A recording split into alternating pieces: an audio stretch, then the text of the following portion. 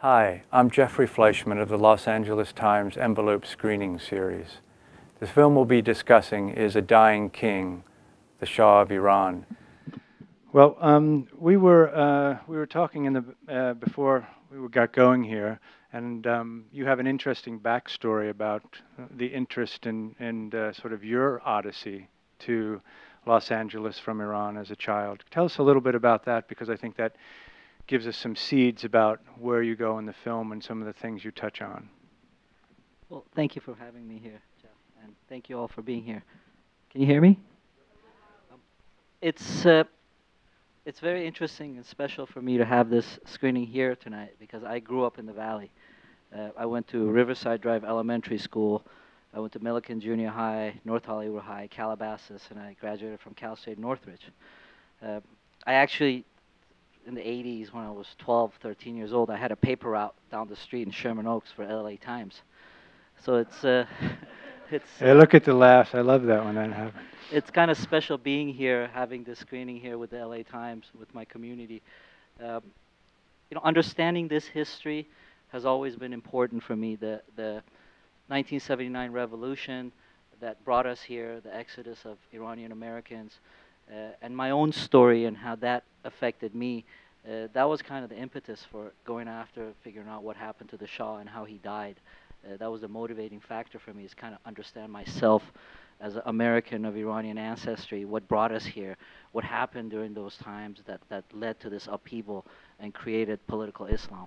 Yeah, because that's so much the essential question. Anybody within a certain age in this audience knows those pivotal, life-changing, world-changing days, and during the Iranian Revolution, and then after that during the hostage crisis, and now where we are with the Iran nuclear agreement and everything going on with the rise of political Islam.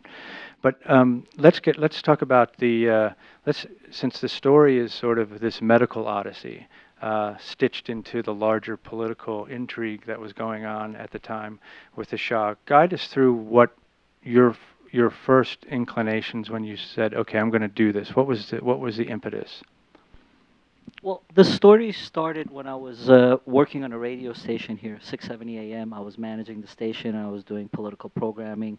We did some medical programs with a friend of mine. She's here, Dr. Shireen Tawfiq. We produced a series of medical programs pertaining to the Iranian American community, how esophageal cancer affects us, how heart disease affects Iranians, how breast cancer affects Iranian Americans. And we did one interview with a gentleman. He's a wonderful guy, Dr. Leon Morgenstern.